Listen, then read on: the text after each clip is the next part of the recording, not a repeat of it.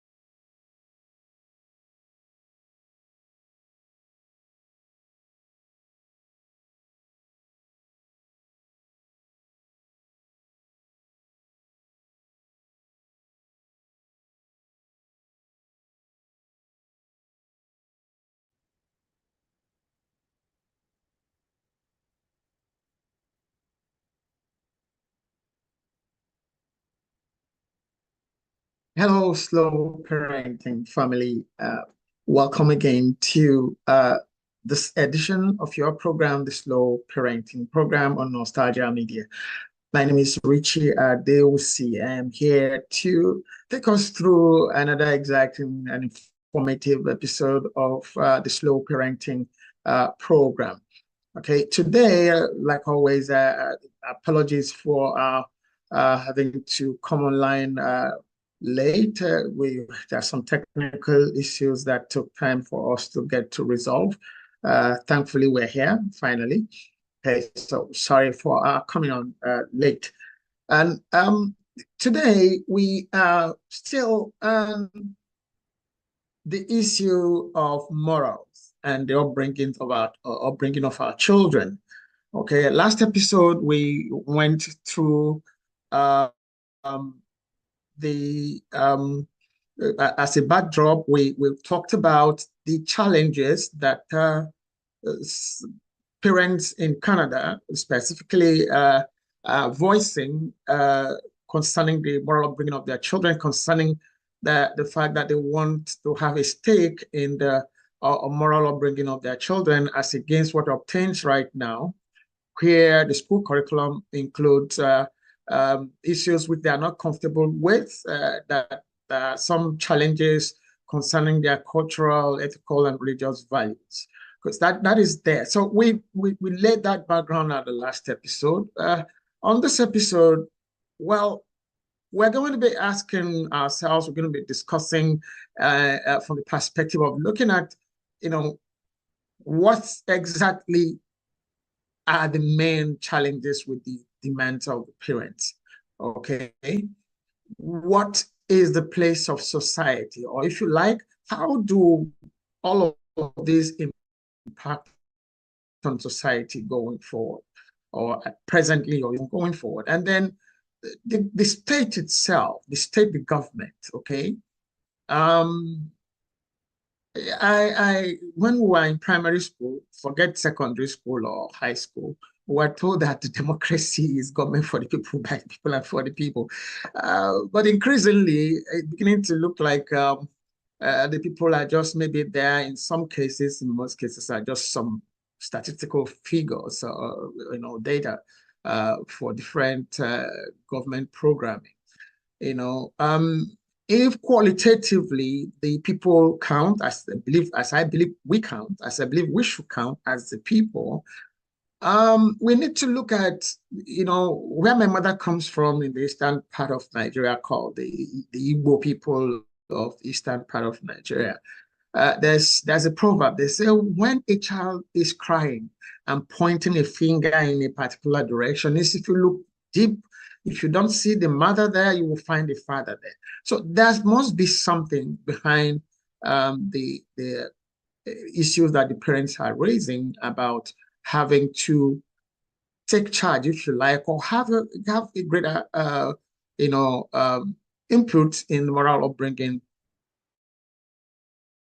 having as tools or platform their cultural, religious, and family values, not the one size fits all, indoctrination that seem to be what is happening, which is why the parents are complaining. So at this time, on this program, on this edition, we're looking at what are the implications, the social implications, because we're not going back to what we did last week, but then our backdrop is still, the press conference by a parents group in Canada, speaking out to request demand, depending on who is speaking, depending on who is listening or who is responding, request demand, a greater participation, a greater uptake, a greater involvement in the moral upbringing of our children, looking at diverse cultural, religious, and, if you like, ethical makeup as a society, as a Canadian society. And then you can extrapolate at other environments, other states across the world, where the states seem to take the front seat about how parents should relate with their children. When we break up the family, when we, for want of a better word, disenfranchise parents, when we seemingly render parents powerless, in the issue of the upbringing, the moral upbringing of their children, what good does that really do society? That's our show for today. That's our program for today. Okay, as usual, I am not alone. I'm usually not alone on this program. We'll have the other resource persons joining us as they come online. We will bring them to share their perspective on the issue. But before we go on the short break now, the issue here is when parents are detached, are made to be detached, okay, legally by the welfare codes in the moral upbringing of our children. Okay, of course, it will be the state that is in charge or responsible for the, welfare codes that the parents would have to abide by, comply by. The society is there, is like a canvas, large canvas to, if you like, a large soccer field where the two teams are playing, and then the spectators here are the children, if you like. Okay, the two teams, who are the two teams? The states, in this case, through the educational board, educational ministry, educational department, okay, and then the parents on the other side, through families. The society is there as spectators, and spectators, really? The society wouldn't be spectators, because whatever happens in the interrelationship between parents, the school system, the state, plays out in the society, okay?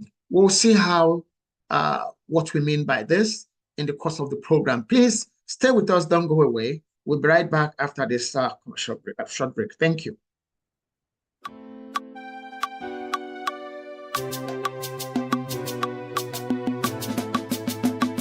The original Nigerian pepper soup. I tell you, like it, you love it.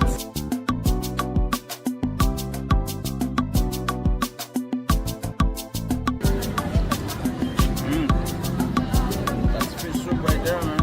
Get that, that's very good.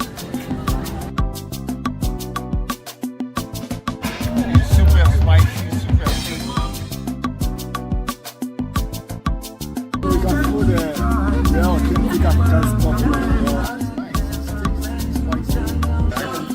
it makes it very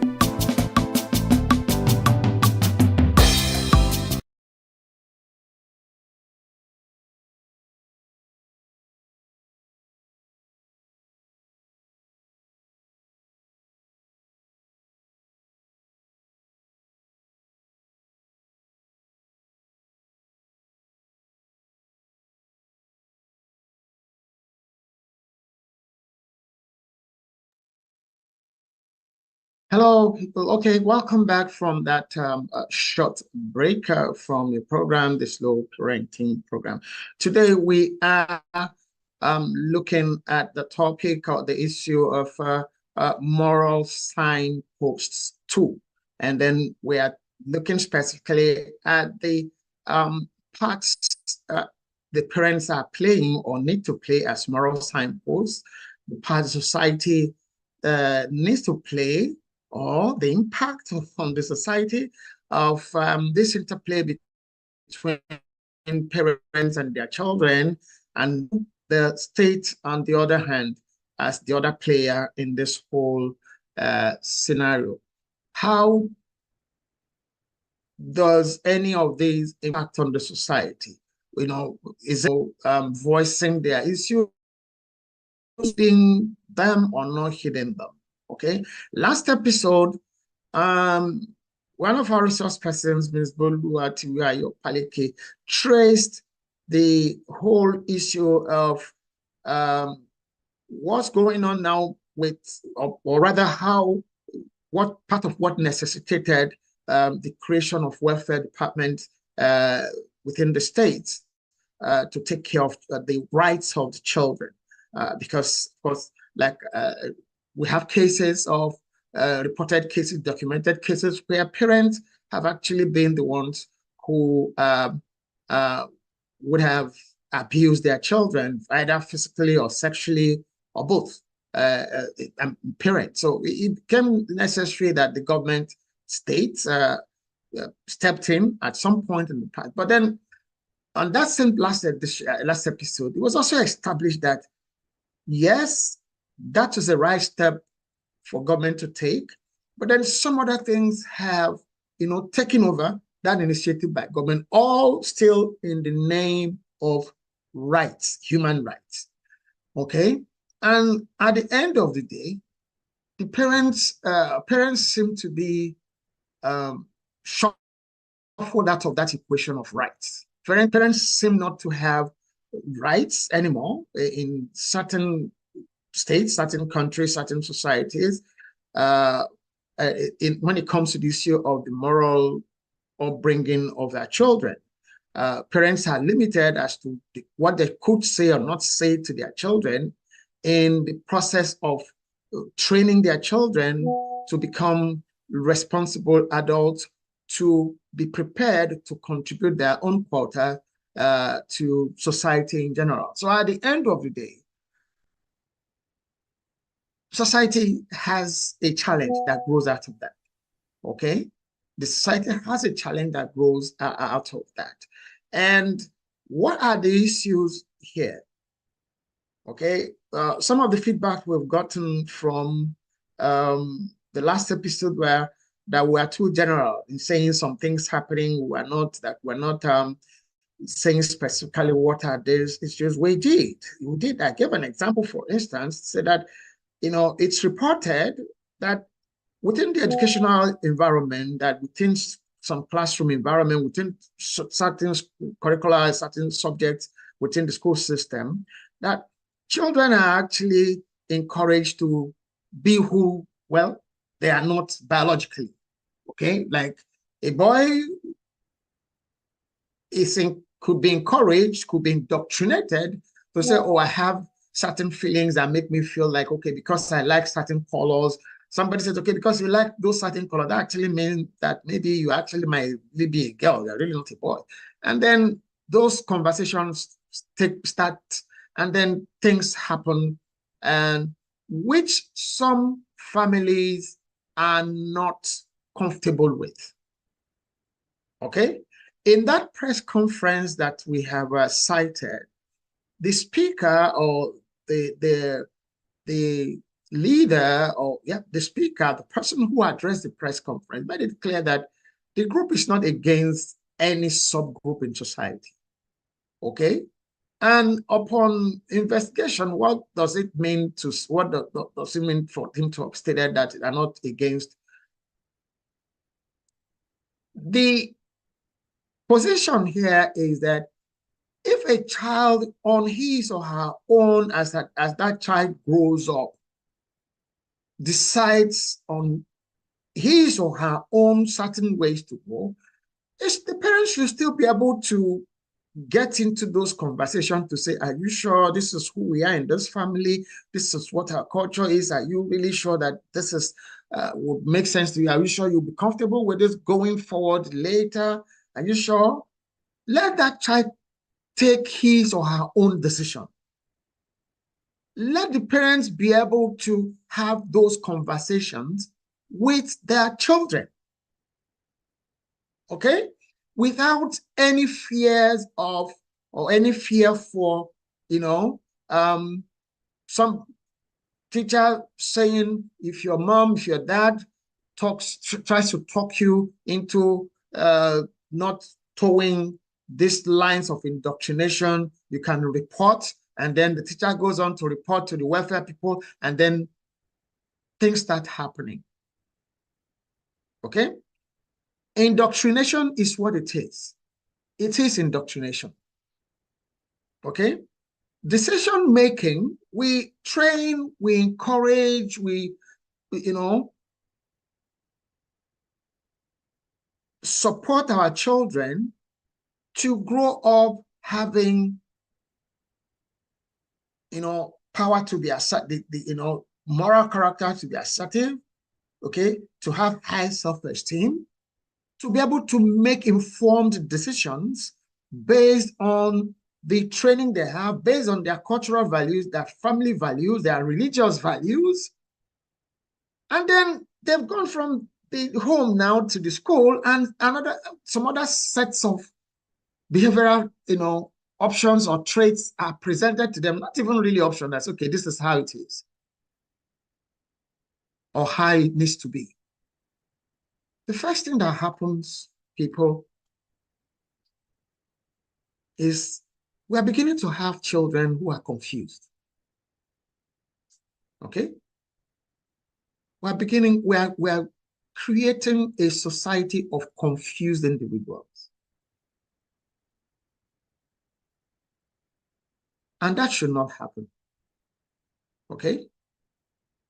The school system should be where children should go to and learn professions, learn trades, learn vocations, learn morals, with a respect, again, respect for individual culture, values, and tradition. When we erode those and we are treating everybody in a form of a one-size-fits-all moral code, well, there's even no moral anymore. We are substituting variety of cultures and morals and traditions with a position that is being dictated, which makes it indoctrination. That's a problem there. Okay? That's a problem there. If we end up destroying or subjugating, if destroying is too strong, if we end up subjugating or watering down family values, religious values, cultural values, and etiquettes, we have individuals who would have no respect for constituted authorities in society.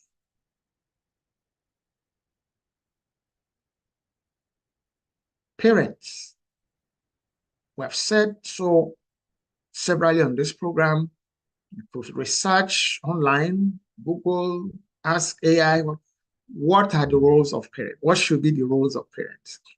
Parents must be the first set of government that any child should interact with.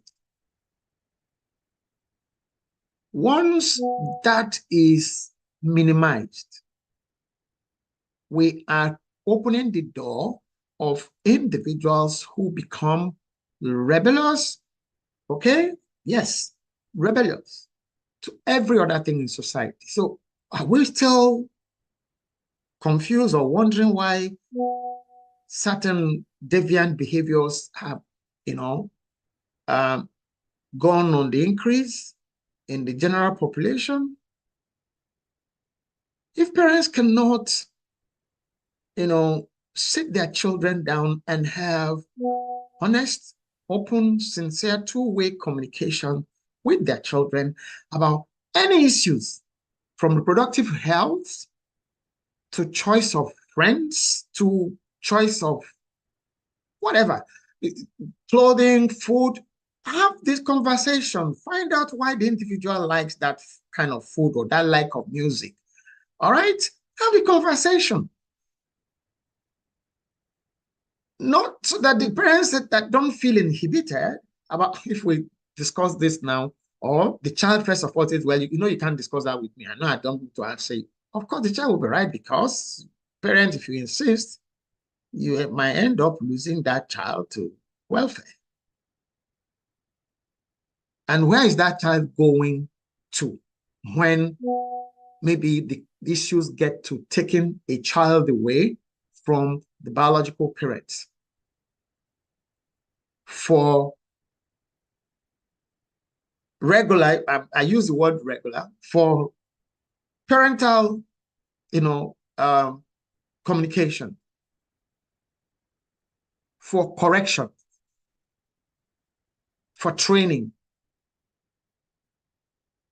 And the child that now knows that, well, I've decided already, well, I don't want to listen to anybody. Okay, they've said I don't have to listen to you. Those children will end up where? Why is government house where they're going to put them? The government has a house? No. Foster home. Who are the people, the foster home? There are good, wonderful foster parents, yes. But I think we should keep fostering to situations where there are really threats, serious threats to the well-being of the children. Not over parents correcting their children, imparting their traditional, not harmful traditional. Please don't get us wrong here. We're not talking about harmful traditional practices. I don't want to be specific here so that I'm not picking any particular group out. Okay? We're not saying that children should remain in abusive parental relationships. No. And we need to define or redefine what that term abusive now means when it comes to parenting. We have so much problems in the general population that got to be there because parents have been made less relevant in the issues of the moral upbringing of their children.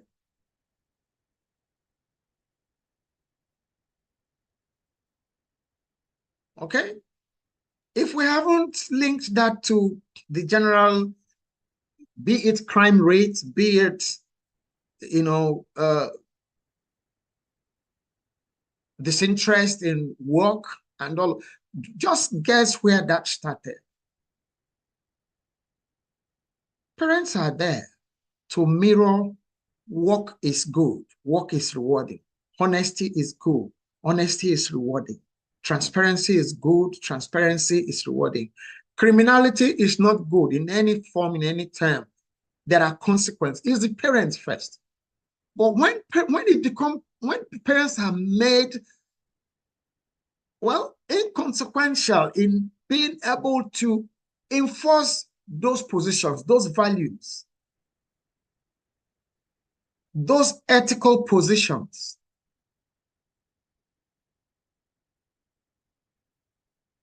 the children are left at the mercy of the general population. The children are left at the mercy of, it's not all teachers that we're not talking against anybody to start with, not to talk of against any teachers. Okay? Some of the persons that help me most in life are my teachers. My teachers took specific interest in my growth in specific subject areas.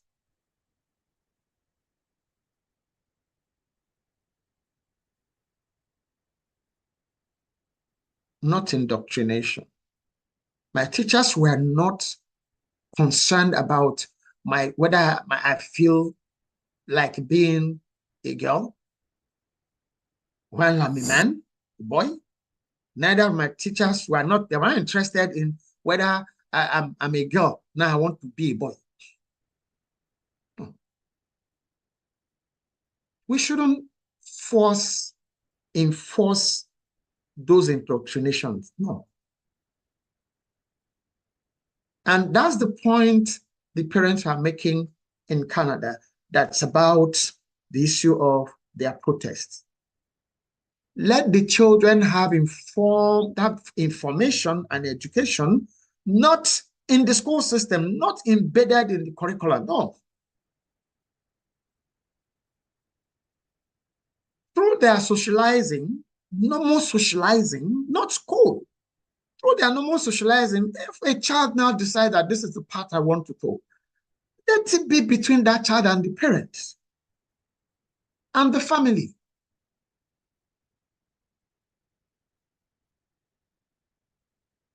Not for us to institutionalize, okay? I know that a lot of people would not like to hear this. It's not helped society. I'm a Christian. I'm not preaching. But at the same time, most of the founding fathers of the many nations where these issues now have become center stage are Christian. They are religious people. Most of the holidays in Canada are Christian holidays. Even when Canada is a secular nation, yes. But then most of the holidays that are celebrated in Canada and in the US and in the UK are Christian holidays. Even Islam does not endorse, you decide. So the religious sects, groups are there with their codes of behavior, ethics. I think the state should look at if there are any infringements on the rights of individuals within general socialization, not, it's like having a department in the state now in the government, okay, now dictating what food individuals must buy from the grocery stores. Yep. Is that challenging? So, number one, the indoctrination that the parents are campaigning against or protesting against through the school system, okay, it first creates a rebellious nature in most families, parents, children against their parents. For those who are not rebellious, for those who still appreciate family values and their family, it creates confusion in them. They don't know who to listen to. They don't know who to follow. You have individuals who now go into the general population, confused persons. They become easy prey for different kinds of indoctrination. Yes. There's a saying, if you can't stand for anything, you will fall for anything. Well, sorry, if you can't stand for something, you will fall for anything. If the parents are made, incapacitated to be able to instill some family, religious, traditional, moral standards in their children as tools, equipment with which they make informed decisions when they go to meet all the, well, age mates, classmates, schoolmates, workmates out there in the general population, they won't be able to make informed decisions. Most of them will not be able to make informed decisions. Most of them will go along with whatever anybody else suggests to them. That goes contrary to the tenets of parenting. Yes. I mean, the Christian faith, which I belong to, say, train up a child in the way he should go. So when he grows up, he will not depart from it.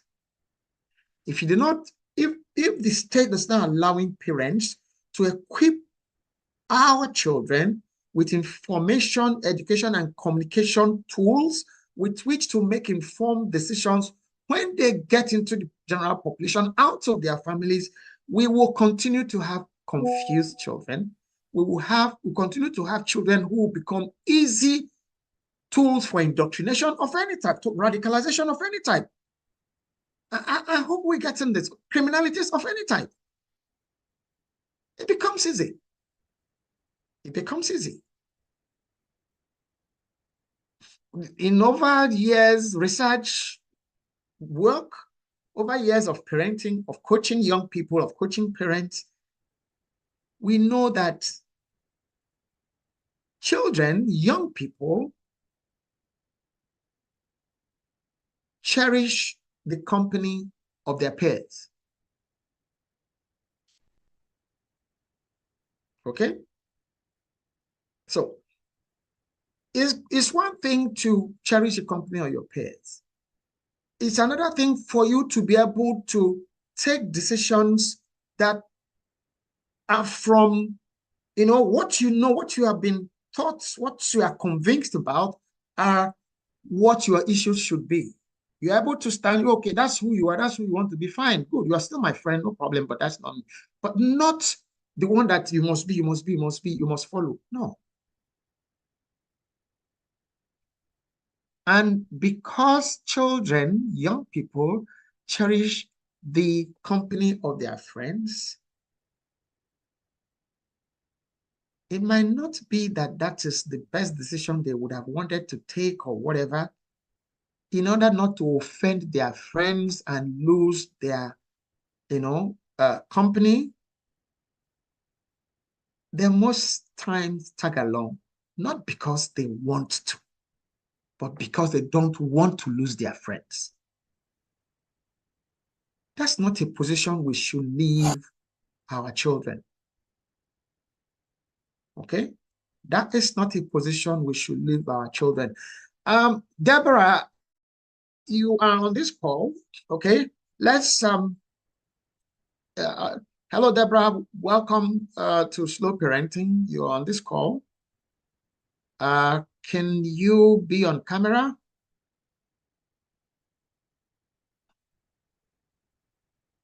Hello, Deborah. Are you with us? Hello, Deborah. Hello. Okay. It seems that Deborah might be having some audio challenges. Okay, so we do not want to have our children, as confused individuals in the general population. That leaves them open as easy prey. Hello, Deborah. Can you hear us now? Hello, Deborah. I can see you are unmuted now. Oh, okay, I think she's still trying to get her audio going. All right. So we do not want to leave our children to fall easy prey to radicalizing groups in the society. That is the mix. That is the cocktail of our program today. So the government should now become a facilitator through the educational system, okay, of behaviors that would open our children up to indoctrination, to radicalization, which the government now would turn around to begin to want to correct or fight through the correction system, through the law enforcement agencies. You say, well, it's the challenge here. But then how would some of those problems have been managed in the first place? Parents are no longer in positions to say to their children, in this family, we value honesty. You can't do that. You can't, you brought this in here. Where did you get it from? Please take it back, return it. Or no, this is not a mode of dressing that we applaud in this home. This is not who we are. Okay? The government should not encourage our families to become the Joneses, which is what it looks like right now. Can we just imagine what families will look like another 20, 30 years down the line? That's the danger. That's the problem. Can we just imagine what kind of world we'll be living in another 20, 30 years from now? Those confused individuals who are out there now, who do not know who they are supposed to be, who are being encouraged, no, this is who you are supposed to be, as against who they know from where they are coming from, they should be, or they are, not should be. They would arrive because society says you have to marry for those who want to marry, or you have to have children. They too will have their own children. They wish to have confused children, and the confusion would continue. It would impact law enforcement, would impact the correctional system, it would impact productivity. Yes, it would impact productivity, because increasingly, because of that confusion, we'll have greater percentage of young people who will need one form of one substance or the other, one psychotropic substance or the other, to, well, remain sane, dull the confusion, and keep going. So increasingly, we would have a society that would have a lot of its citizens requiring welfare help, not as children anymore, even as adults. That is what I mean by it would affect productivity. If we do not listen to parents and let parents play greater roles in the moral upbringing of their children, if we want to stem they slide towards, rebelliousness in society from young people, whether you call them whatever gen. It's not about the gen. Our parents grew up, we grew up. It's not about the period you were born. These are all socially constructed information which are being labeled to excuse misbehavior, which parents are being deprived from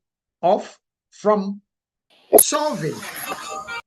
If we get back to let parents take charge of the moral upbringing of our children,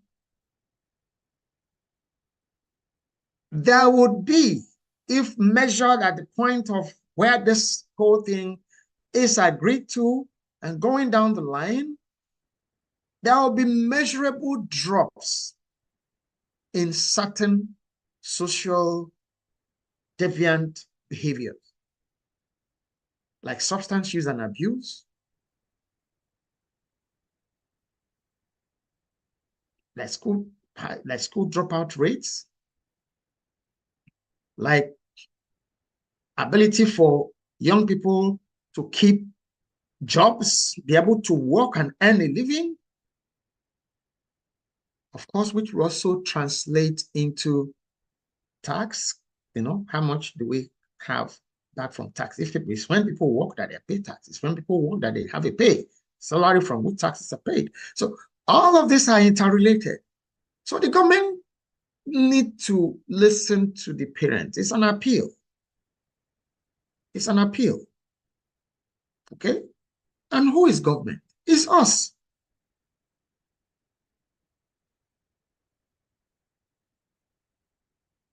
Those in charge at the parliament, at the state house, have children, have families.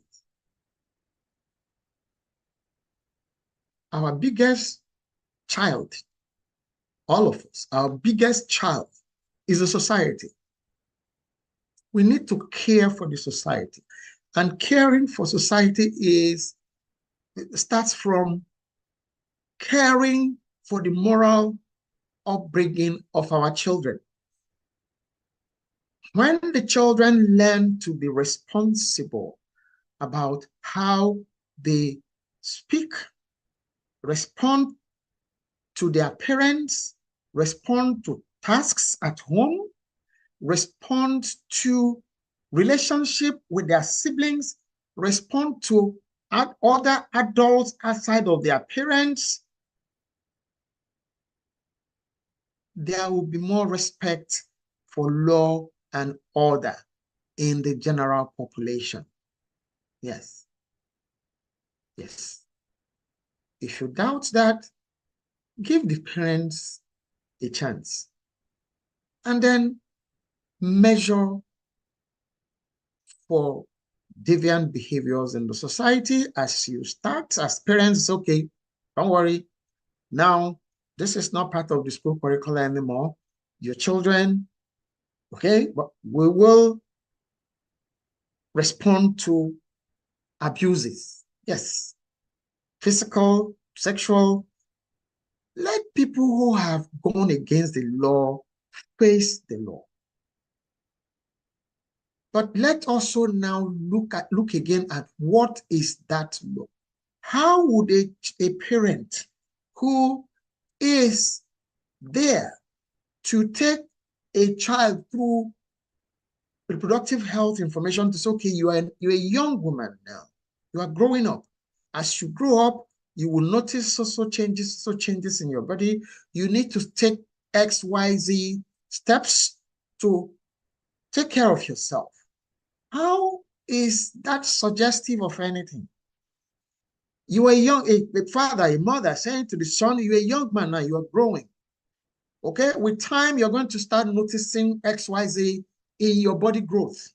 And that would mean that if you behave this way, this kind of repercussions or outcomes, you should expect them.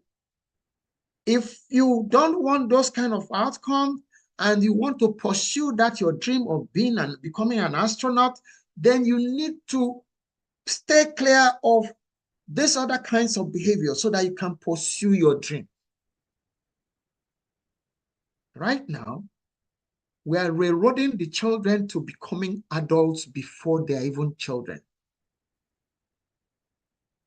So dreams are becoming moribund. Dreams are dying young. So some of them don't even dream no dreams anymore.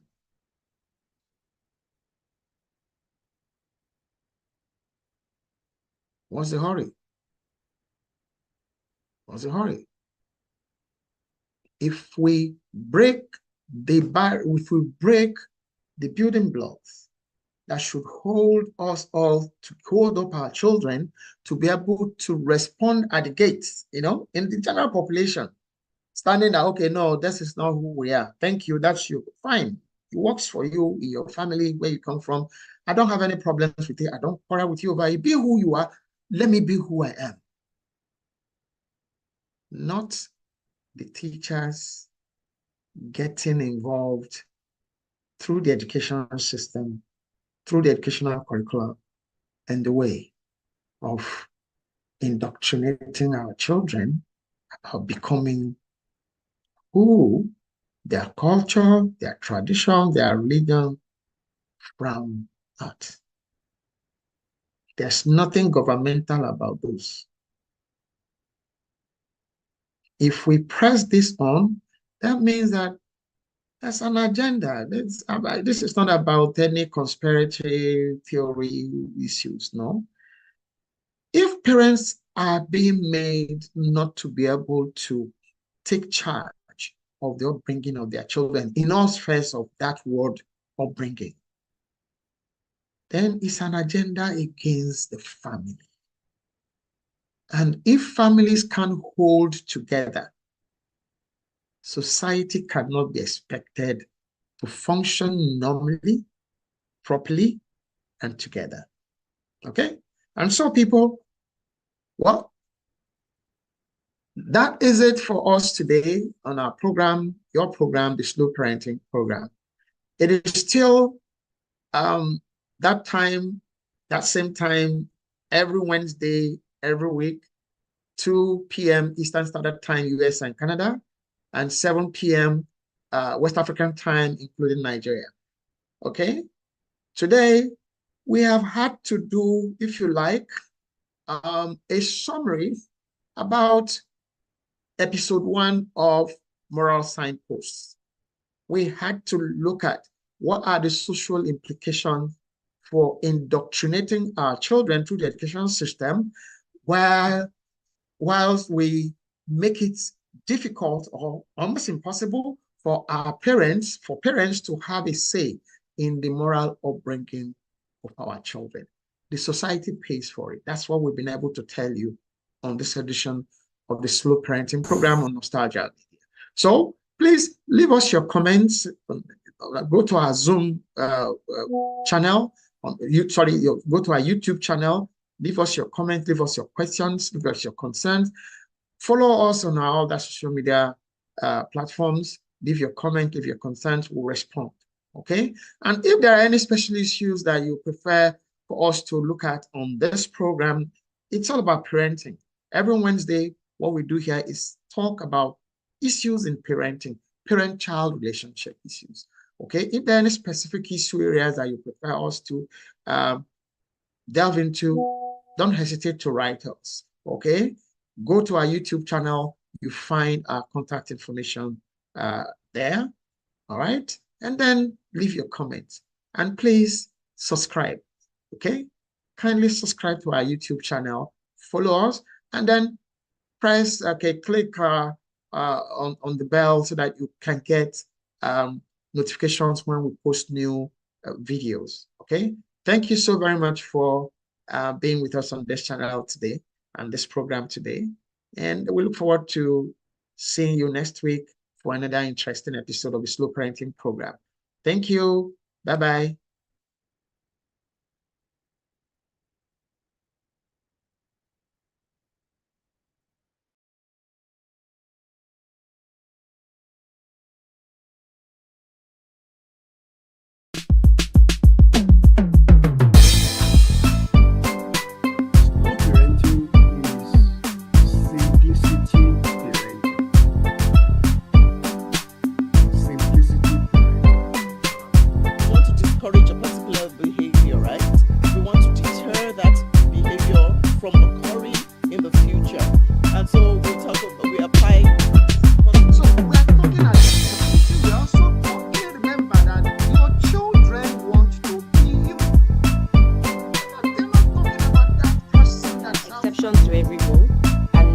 noblest or the most noble of mirroring that we do modeling, sometimes they veer off. I know that there are exceptions. Focus on quality time rather than the other type of parenting where you wake up.